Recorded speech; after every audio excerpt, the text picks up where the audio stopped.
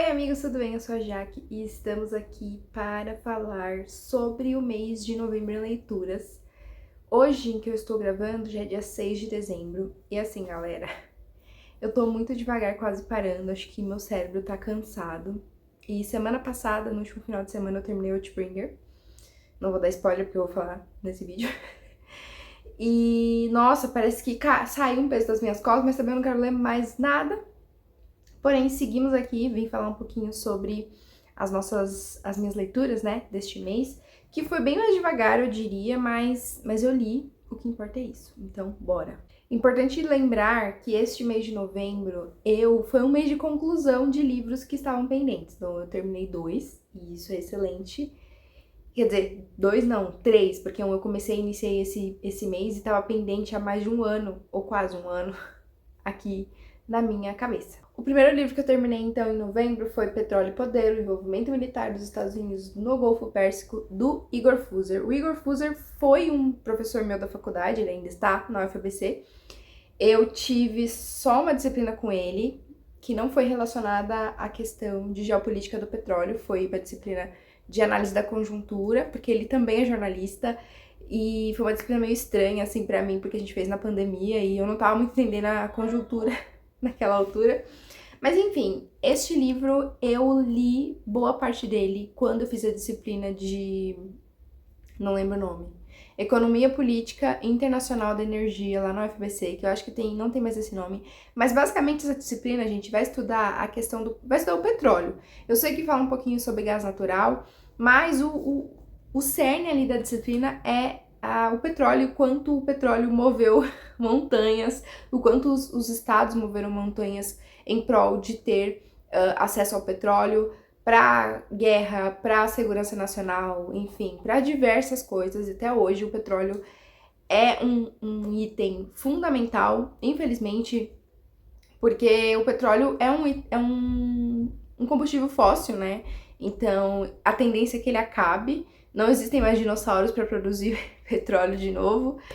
E ainda assim, nós ainda continuamos num mundo em que o petróleo é fundamental, é coisa principal.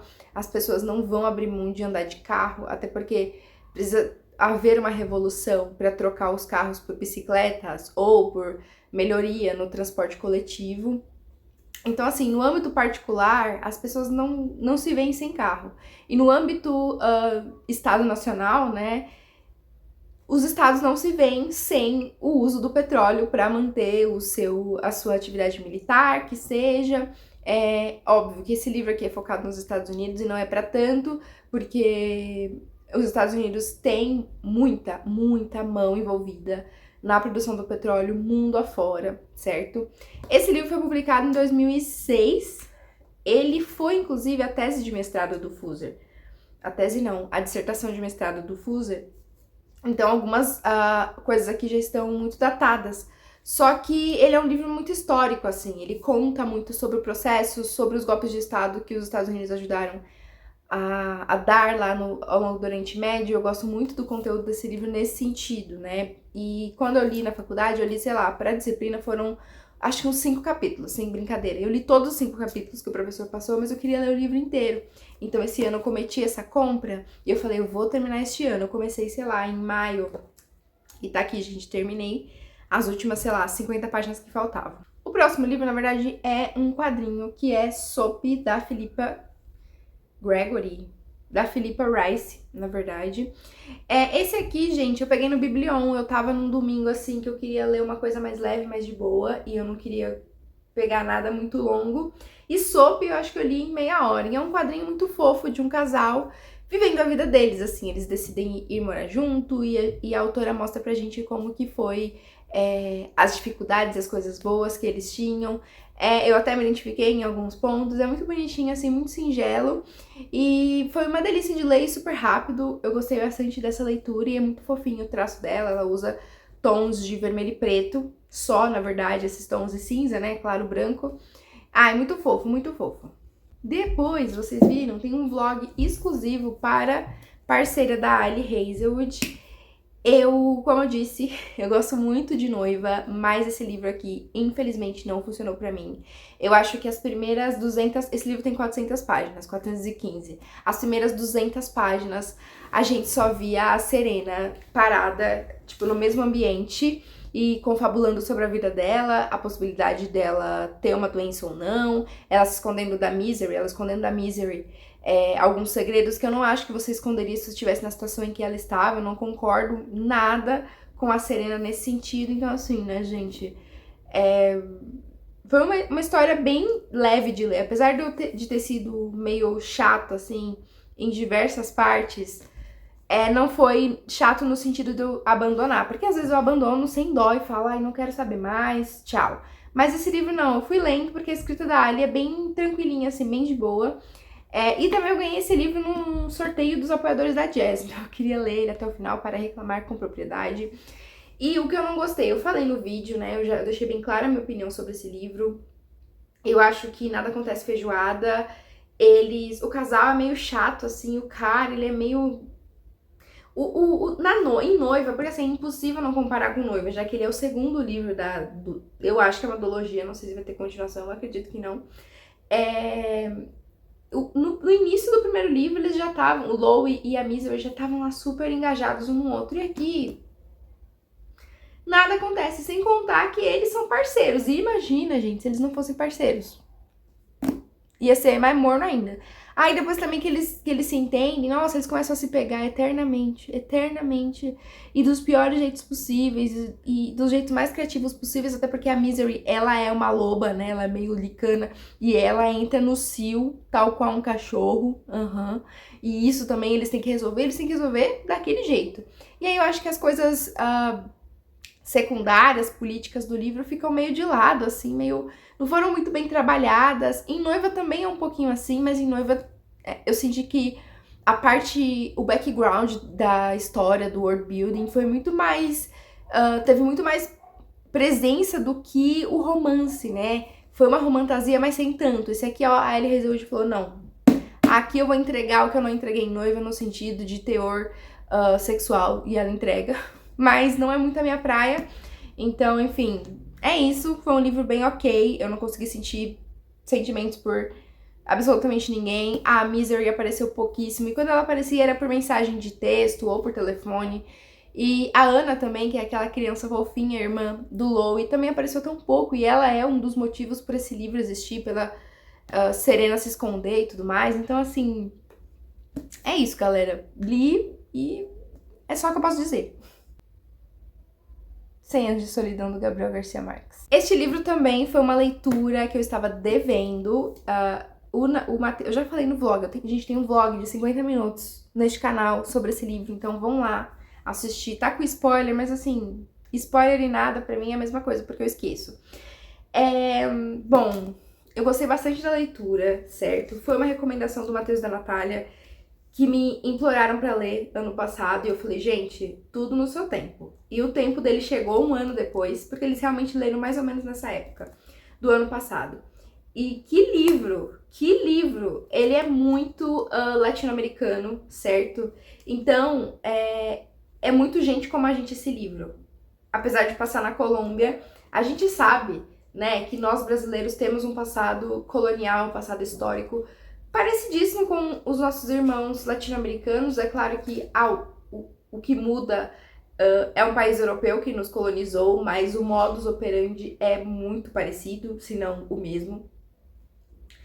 E aqui a gente vai conhecer um casal que funda uma vila que depois se torna uma cidade e depois decai. Então, é a ascensão e a queda de Macondo. Eu acho que o personagem principal desse livro não são os Buendia, não são os 17 Aurelianos, não são Úrsulas, Amarantas, Rosários, Remédios. É Macondo. Macondo é o protagonista verdadeiro desse livro, porque tudo acontece lá. E são as coisas mais inimagináveis do mundo. Depois que eu terminei esse livro, acho que eu nem cheguei a falar no blog, mas eu comentei com o Matheus. Depois que eu terminei esse livro, eu ressignifiquei esse título 100 Anos de Solidão. Porque a gente acompanha essa família, né? A família que é o motor de toda essa narrativa, a família Buendia. E depois que eu terminei, eu fiquei pensando, cara, ao longo do livro, apesar da gente acompanhar uma família por 7 gerações, os Buendia, eles realmente não têm cenas de demonstração de afeto algum aqui. Então é realmente 100 anos de solidão, apesar da família ser gigante, gente, gigante, deve, sei lá, chegar a 100 pessoas em todos esses anos de narrativa.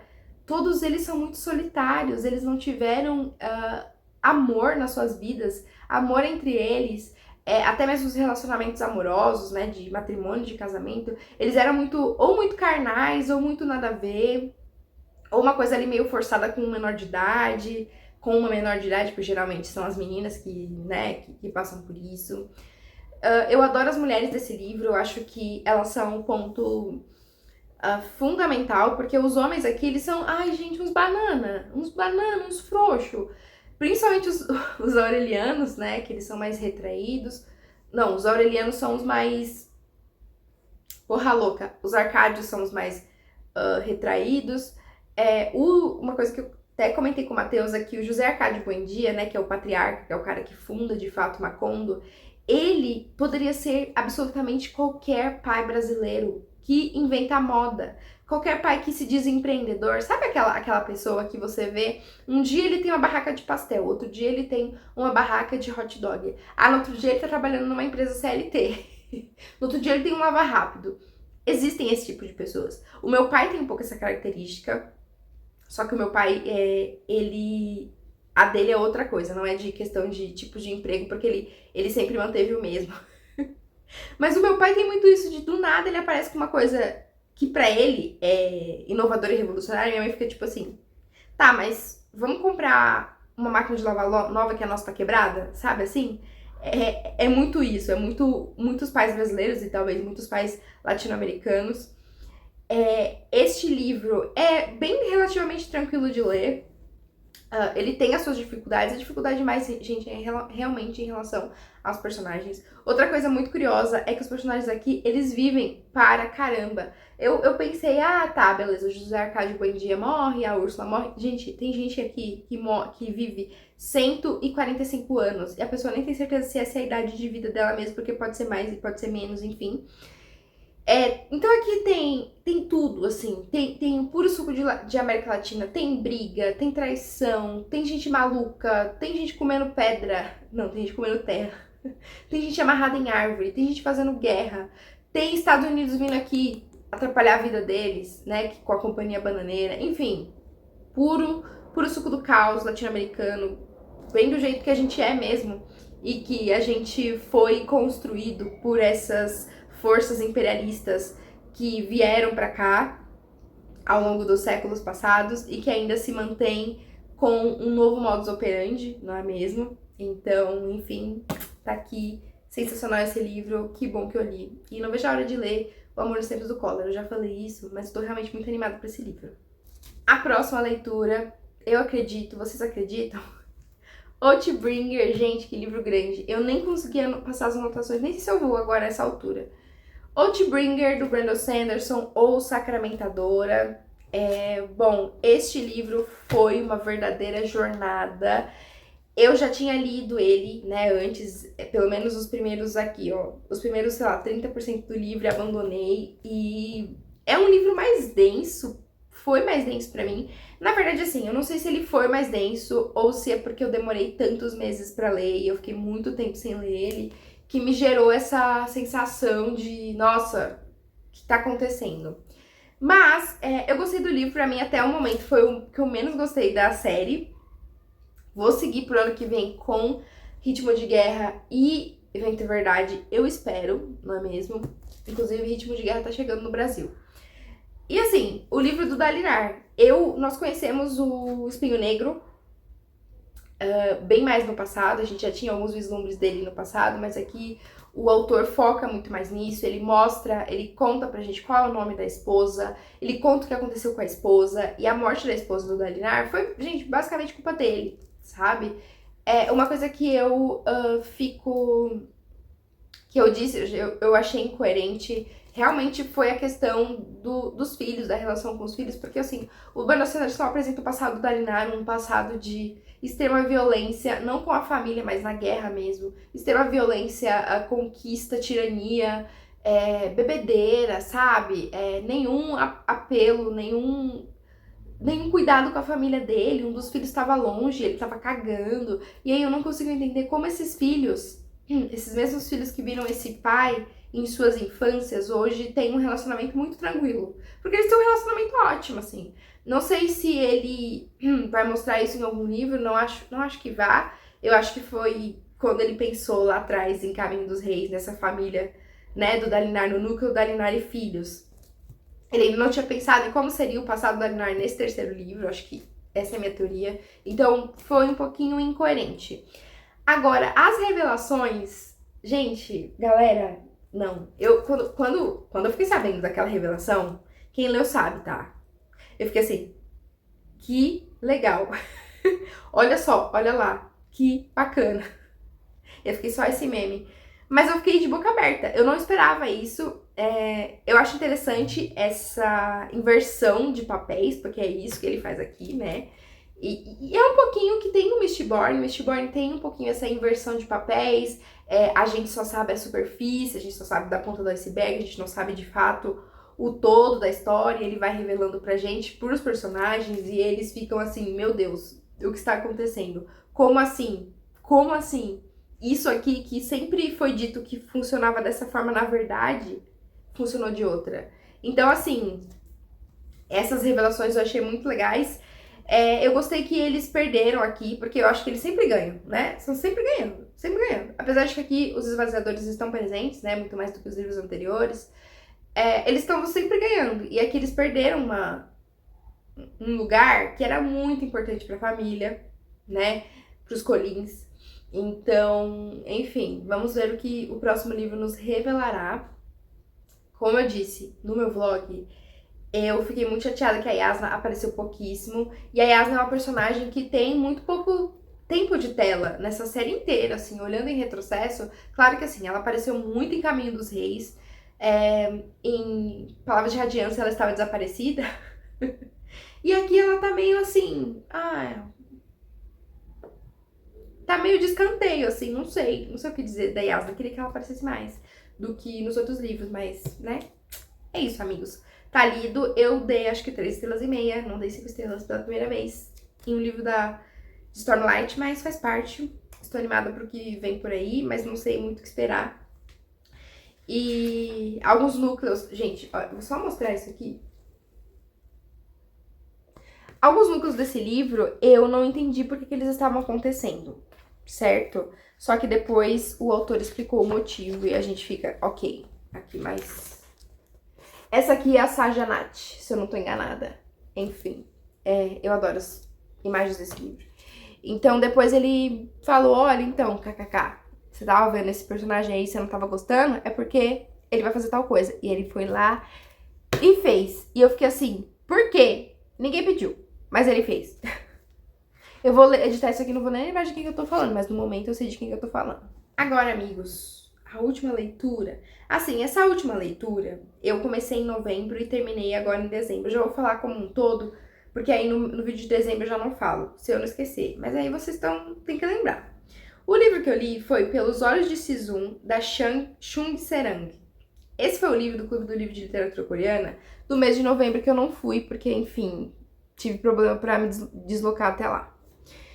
E é um livro muito específico, e eu não sei se eu li no momento certo, mas ele é um livro bonito e singelo e interessante. Basicamente, Pelos Olhos de Sizun. Sizun foi uma escritora coreana muito famosa, e ela deixou uma família gigante, assim, filhos, netos e tudo mais.